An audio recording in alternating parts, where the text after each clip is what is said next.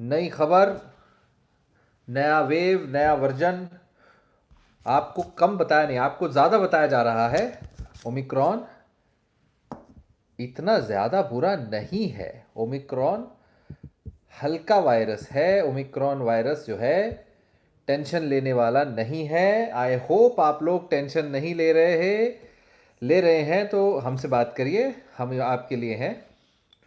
सो Omicron virus के cases अब आने लगे हैं और हॉस्पिटल में मौजूद पेशेंट्स में भी ओमिक्रॉन पॉजिटिव होने लगे हैं। और जी हाँ, अभी ओमिक्रॉन के केसेस और बढ़ेंगे। अभी आप नंबर्स देख रहे हैं, वो नंबर्स मैं कहूँगा कि आप लोग ना देखें, क्योंकि इससे आप लोगों की पैनिक बढ़ेगा सिर्फ, और कुछ नहीं। आप वो नंबर देखें कि ओमिक्रॉन से पीड़ित होने के बाद चाहे 1 लाख लोग आ रहे हैं पर डे, चाहे 10 लाख लोग आ रहे हैं पर डे, बात ये नहीं है। फिर उसमें सवाल आता है कि उसमें से कितने लोग अस्पताल में भर्ती करना पड़ता है, उसमें से कितने लोगों को सीरियस सिम्टम्स आते हैं। और उसका जवाब ये है कि बहुत ही ज़्यादा कम लोगों को, ना के बराबर लोगों को बात सीरियस होगी, ना के बराबर लोगों को दिक्कत आएगी। ज़्यादातर केसेस जो हो रहे हैं वो सिम्टोमेटिक मैनेजमेंट से ही ठीक हो जा रहे हैं। मतलब आपको अगर फीवर हो रहा है तो इस मौसम में फ्लू हो सकता है, और एक फ्लू का एक प्रकार है ओमिक्रॉन कोविड-19। ठीक है। सो जिन लोगों ने टेस्ट करवाया है उनका भी, जिन्होंने नहीं भी कराया और सिम्टम है उनका भी मेडिकेशन मैनेजमेंट सेम है। कोल्ड है तो कोल्ड की दवा लीजिए, बुखार है तो बुखार की दवा लीजिए, खांसी है तो खांसी की दवा लीजिए, सर्दी है तो सर्दी की दवा लीजिए, और कुछ नहीं करना है। ठीक है। ज़्यादातर केसेस में लोगों को सिर्फ पैनिक की वजह से प्रॉब्लम आ रहा है। पानी खूब पीजिए, विटामिन सप्लीमेंट सारे ले सकते हैं। एंड देर इज़ कोई भी ऐसी चीज़, कोई भी ऐसी दवा आपको ओमिक्रॉन से बचाएगी नहीं, यानी ओमिक्रॉन से प्रिवेंट नहीं कर सकते हो। ओमिक्रॉन शरीर में जाएगा, ये बात आपको समझनी है। ओमिक्रॉन से प्रिवेंशन सिर्फ इतना है कि आप हाथ धोएंगे, अपना मास्क पहनेंगे, लोगों से बरकरार दूरी बरकरार रखेंगे, तो कम मात्रा में वायरस आपके अंदर जाएगा, जब भी जाएगा।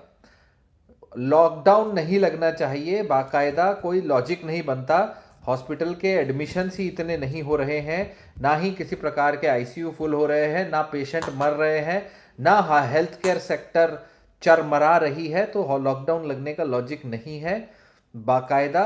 और अब वो गवर्नमेंट क्या करती है उसमें हमें कोई लेना देना नहीं है, उसमें हम क्या कर सकते हैं, कुछ नहीं कर सकते, हमसे तो पूछेगी नहीं। लेकिन आप लोग डरिए नहीं। छोटे बच्चे हैं, बड़े बच्चे हैं, बूढ़े हैं, बुजुर्ग हैं, सभी के लिए सिम्टोमेटिक मैनेजमेंट है। और जिनको वैक्सीन नहीं लगी वो वैक्सीन लगाएं, जिनकी वैक्सीन लग चुकी है चिंतित ना होइए। हाँ, जिनको बूस्टर लगाना, बूस्टर में एक इशू आ गया ना, हमें हमारे इधर अब बूस्टर लगने लगे। हम क्या भाई बूस्टर लगाएं तो बुखार आएगा तो कोरोना समझ लेंगे, तो फर्क नहीं पड़ता। अल्टीमेटली बुखार के लिए भी, वैक्सीन से आने वाले बुखार के लिए भी वही इलाज है, और कोरोना से भी आया तो भी, ओमिक्रॉन आया तो भी वही इलाज है। क्या इलाज है? सिंपल सा, आपको पैरासीटामॉल लेना है और कुछ नहीं। अपना पैरासीटामॉल लीजिए, सर्दी ज़्यादा हो रही है तो सर्दी की कोई कोल्ड की दवा लीजिए, सिंपल सी चीज़ है। नाक वाक बह रहा है तो, और नेज़ल, अगर वो क्या कहते हैं उसको, खांसी आ रही है तो एंटीट्यूसिव ले सकते हैं, और कुछ नहीं। सिम्टोमेटिक मैनेजमेंट है। किसी भी सिंपल से छोटे मोटे डॉक्टर से आप दवाई ले लोगे अपने आसपास के, उसी से आप ठीक हो जाओगे, चिंता की कोई ज़रूरत नहीं है। प्लीज़ पैनिक नहीं करें। विटामिन्स में एक विटामिन, मल्टीविटामिन आप लेते रहिए, विटामिन डी लेते रहिए, वो बहुत बढ़िया है। डोलो 650 भाई बहुत फेमस हो चुकी है, डोलो डोलो। सो फ्लू प्लस कोरोना हो, फ्लोरोना हो, तो भी यही इलाज है, चिंता की कोई बात नहीं है। अगर आपका delta and Covaxin both already have, how much am I afraid? Afraid होना ही नहीं है, that is the my point. Do not be afraid of this new virus. All we need to do is try to reduce its spread so that धीरे धीरे फैले, और कुछ नहीं करना है, ठीक है। नथिंग, लॉकडाउन नहीं लगना चाहिए। इन्फ्लुएंजा और कोविड एक ही तरीके के वायरसेस हैं, एक ही तरीके की बीमारी करते हैं, और इन्फ्लुएंजा के भी कई सारे प्रकार के वायरस हैं, कोविड के भी कई सारे प्रकार के वायरसेस हैं।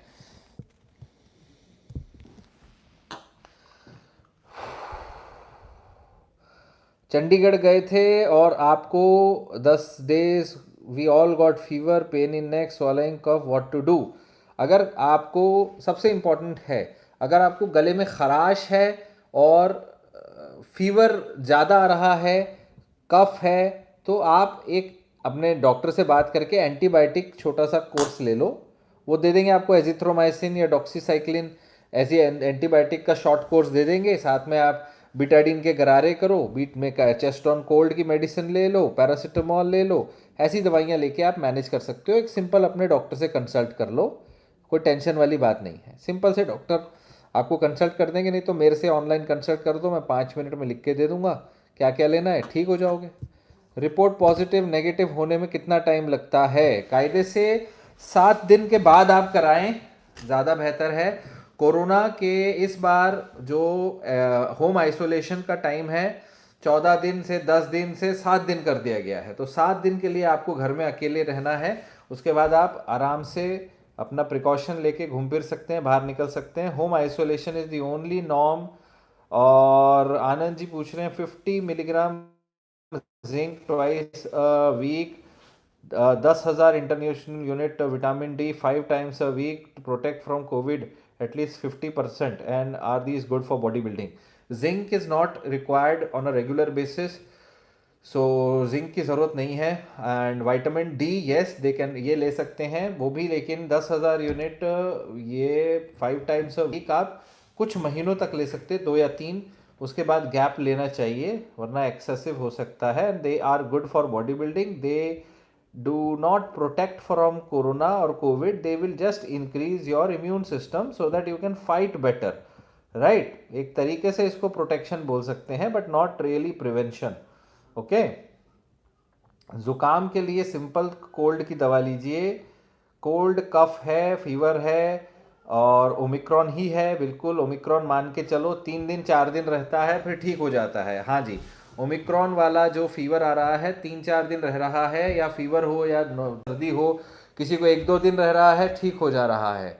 सीटी स्कैन कराना सेफ नहीं है, मतलब अननेसेसरी है, हर बार जा जाके सीटी स्कैन मत करें। गवर्नमेंट की अगर आप वेबसाइट पे जाके गाइडलाइन भी देखोगे, तो मैं गाइडलाइन भी दिखा देता हूँ आपको, होल्ड करो, मैं गाइडलाइन दिखा देता हूँ। ये है गाइडलाइन गवर्नमेंट के, ये ICMR गवर्नमेंट की कोविड मैनेजमेंट गाइडलाइन है।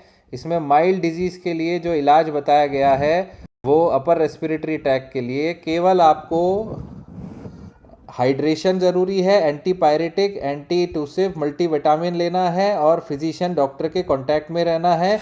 ये वाला देख रहे हैं अभी, ठीक है। और उसमें अगर आपको ब्रीदिंग डिफ़िकल्टी होती है, हाई ग्रेड फीवर होता है, 5 दिन से ज़्यादा खांसी फीवर रह रहा है, तो अपने डॉक्टर से बताएं। इसके अलावा सांस में दिक्कत हो रही है तो इन्हेलर ले सकते हैं ब्यूडिसोनाइड का अपने डॉक्टर के निगरानी में। ये है मेन ट्रीटमेंट माइल्ड डिजीज़ का।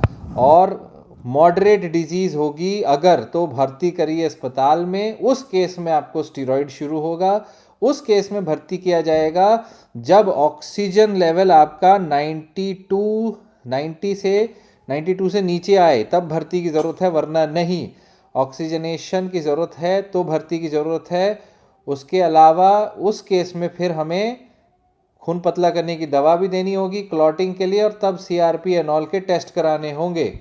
और बहुत सीरियस केस होता है तब फिर आगे का मैनेजमेंट ICU में होगा, उसका आप लोगों का टेंशन नहीं है, वो हमारा काम है। सो आप लोगों के लिए इतना बताना जाए कि 99% लोग माइल्ड डिजीज़ वाले होंगे, 99%। तो आपके चांसेस कहाँ होंगे बताओ? माइल्ड डिजीज़ में होंगे ना, तो चिंता करने वाली कोई बात नहीं है। यूटीआई सिम्टम्स है, ओमिक्रॉन साथ में हो सकता है। यूटीआई के लिए एंटीबायोटिक लीजिए अपने डॉक्टर से। ओमिक्रॉन का भी इलाज उसी में हो जाएगा कायदे से। ओमिक्रॉन के लिए इलाज है पानी, पैरासीटामोल और रेस्ट, तो हो गया। ठीक है। कोविड की वजह से पाल्पिटेशन नहीं हो रहा है, घबराने की वजह से पाल्पिटेशन हो रहा है, आप एंग्शियस हो रहे हो, आप डर रहे हो, इस वजह से आपको पाल्पिटेशन हो रहा है, तभी हम ये वीडियो बना रहे हैं। प्लीज पाल्पिटेशन मत करिए, घबराइए नहीं, घबराने की ज़रूरत नहीं है। इसको ऊपर ले लेते हैं, थोड़ा हमारे को बोलने में आसानी होगी, जल्दी जल्दी बोलते हैं। सीआरपी टेस्ट नेसेसरी नहीं है, हाई रिस्क पेशेंट्स का सीआरपी कराओ। जैसे अगर मेरे को कोरोना होगा, सीआरपी होगा तो वो होगा तो मैं अपना सीआरपी नहीं करूँगा, मदर को होगा तो मैं उनका कराऊँगा। ठीक है। सो बुज़ुर्ग लोगों का कराएं, बाकी लोगों की ज़रूरत नहीं है।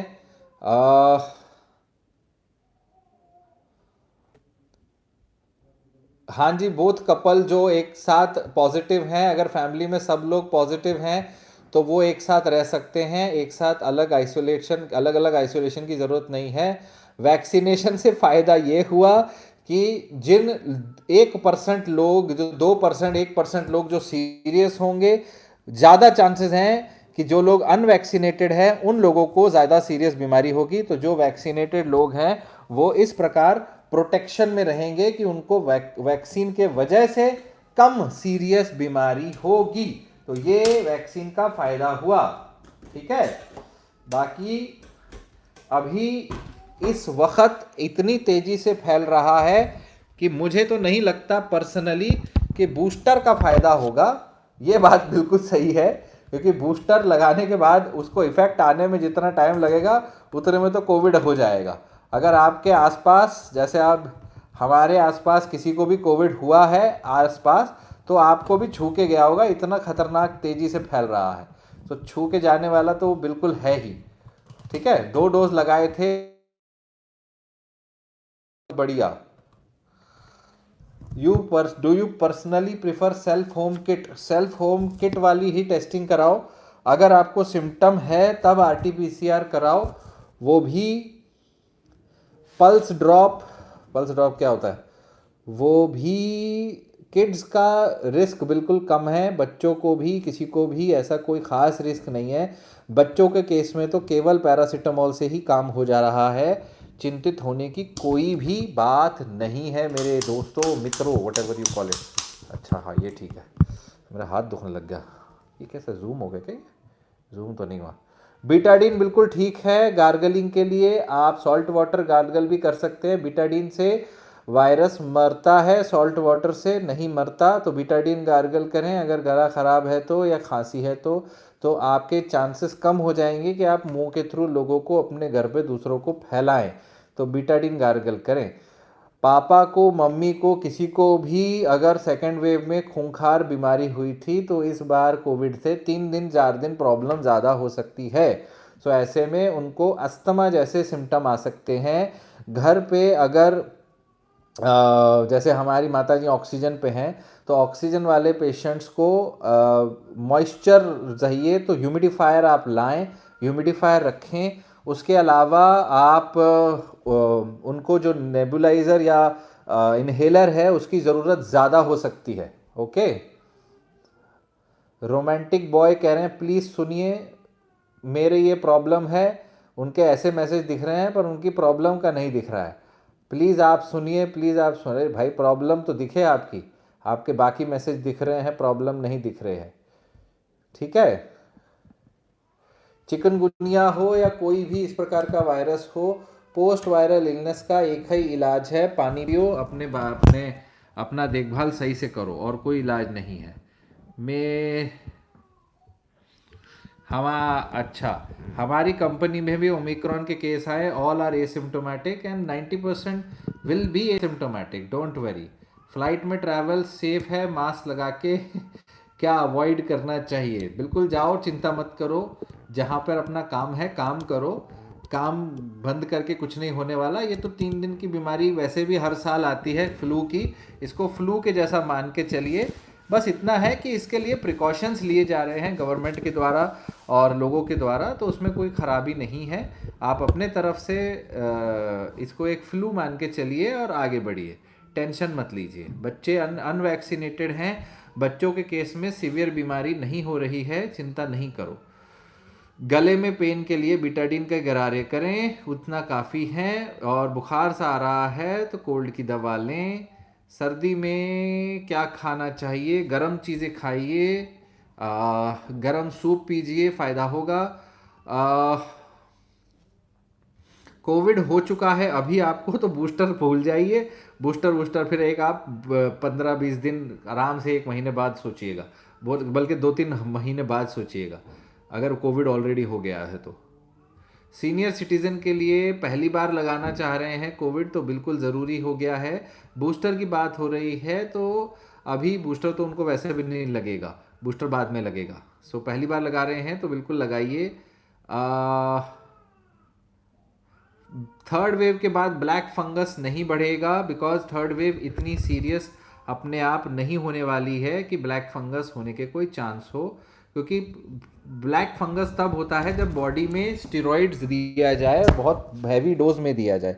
तो थर्ड वेव में ये चांस ही बहुत कम है कि कुछ ज़्यादा लोगों को स्टेरॉइड की गोली की ज़रूरत पड़े। ज़्यादातर लोग बिना स्टेरॉइड के ही ठीक हो जाएंगे और बहुत ही कम लोगों को स्टेरॉइड के इन्हेलर की ज़रूरत पड़ेगी जो इन्हेलर से ठीक हो जाएंगे। तो कायदे से गोली की ज़रूरत नहीं पड़ेगी और स्टेरॉइड की ज़्यादा देर नहीं, तो ब्लैक फंगस नहीं होगा। बेस्ट कफ सिरप नाम की कोई चीज़ नहीं होती है। सेफ कफ सिरप में हनीटस आता है और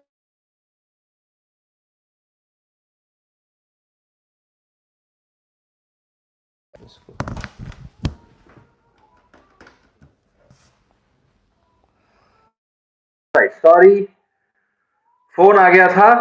तो इनॉक्सीपैरिन की भी कोई जरूरत नहीं है अनलेस एंड अनटिल आपका डी डाइमर बहुत बड़ा हुआ है। इनॉक्सीपैरिन का या ब्लड थिनर के, हैवी ब्लड थिनर की आवश्यकता नहीं है।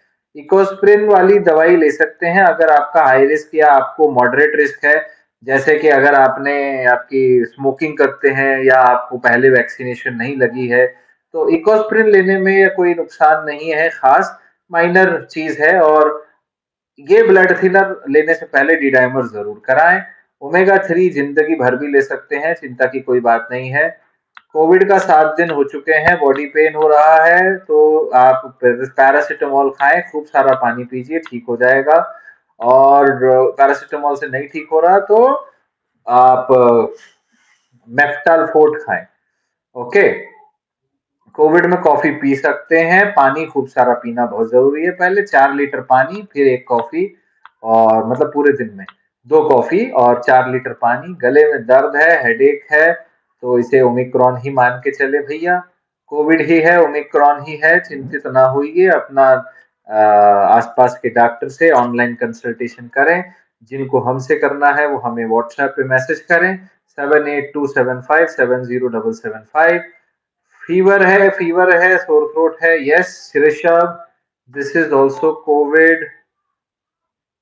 I do want to say that thanks, big gratitude for your such video. Thank you Harvinder Singh ji.